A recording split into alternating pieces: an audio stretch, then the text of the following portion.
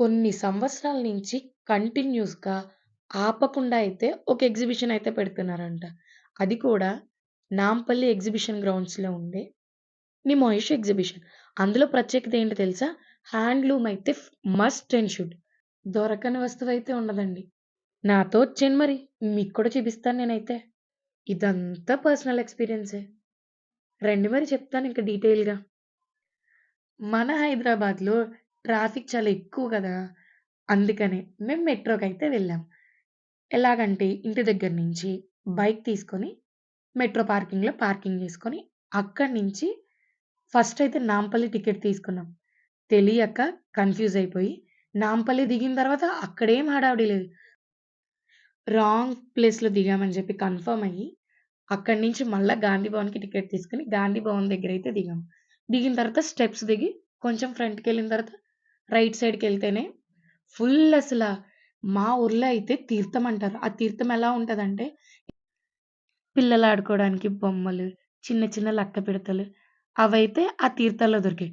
కానీ ఈ ఎగ్జిబిషన్‌లో 100% ప్యూర్ హ్యాండ్లూమ్ అయితే చాలా బావుంది.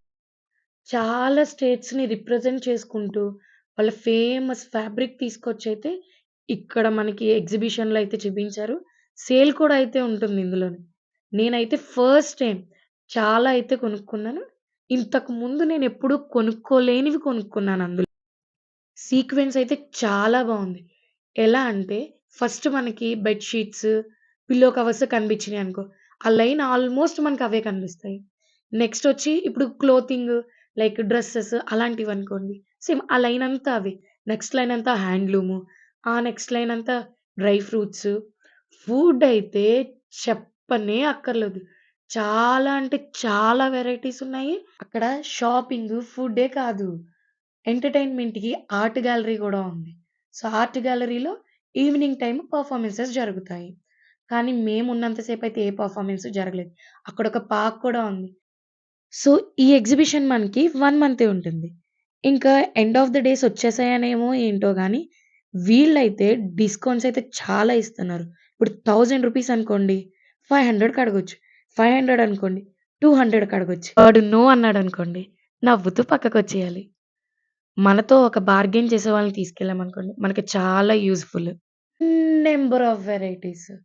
డిఫరెంట్‌గా ఫుడ్ ఉంటుంది. డిఫరెంట్ డ్రెసెస్ ఉంటాయి. డిఫరెంట్ జ్యువెల్లరీ ఉంటుంది. చాలా డిఫరెంట్‌గా ఉంటాయి. యూనిక్‌గా గూడా ఉంటాయి. ఒక్కసారైతే మీరు ట్రై చేయండి. బేసిక్ థింగ్ అండి. మనం ట్రైల్ లేకుండా డ్రెసెస్ ఏం తీసుకోము. కానీ ఇక్కడైతే ఖచ్చితంగా తీసేసుకుంటాం. దానిని మించయితే ఒకటుంటది. ఇప్పుడు మనం ఒకటి కొనేసుకుంటాం కదా! వెంటనే మనకి ఇంకోటి నచ్చుతది. దాని వెంటనే ఇంకొకటి నచ్చుతది. అప్పుడు అనిపిస్తది సాలరీ వచ్చిన నెక్స్ట్ డేనే వెళ్ళాలని. సిల్వర్ జ్యువెల్లరీ అయితే చాలా బావుందండి. అందులో చౌకస్ అయితే డిఫరెంట్ వెరైటీస్ ఇంకా బాగున్నాయి. మనతో వచ్చే వాళ్ళలో బార్గెయిన్ చేసేవాళ్ళే గాదు. క్లోతింగ్ మీద కొంచెం గ్రిప్ ఉన్నవాళ్ళు కూడా ఉండాలి. ఎందుకంటే, ఆ మెటీరియల్ ఏంటి అన్నది కొంచెం వాళ్ళు ఐడెంటిఫై చేశారనుకోండి, మనం ఈజీగా అదేంటి, దాని వర్త్ ఏంటి అనేది తెలుసుకోవచ్చు. తిరుగుతూ బాగా అయితే ఫుడ్ తిన్నామండి. బట్ ఫైనల్‌గా అయితే పిస్తా హౌస్ హలీమే తిన్నాము. వాడేమో ఫుల్‌గా ఘీ ఏసి, ఒక చెక్క నిమ్మకాయ పెట్టిచ్చాడండి. ఆ నిమ్మకాయని తీసుకొని శుభ్రంగా పిండేసి, బాగా కలిపేసి, అల్లా ఒక్క స్పూన్ తింటే ఉంది చూడండి. అబ్బా! నెక్స్ట్ లెవెల్ అంతే. టైం చూసేసరికి చాలా అయిపోయింది. సో, ఇంక మెట్రో ఎక్కి, బండెక్కేసైతే ఇంటికొచ్చేసాం.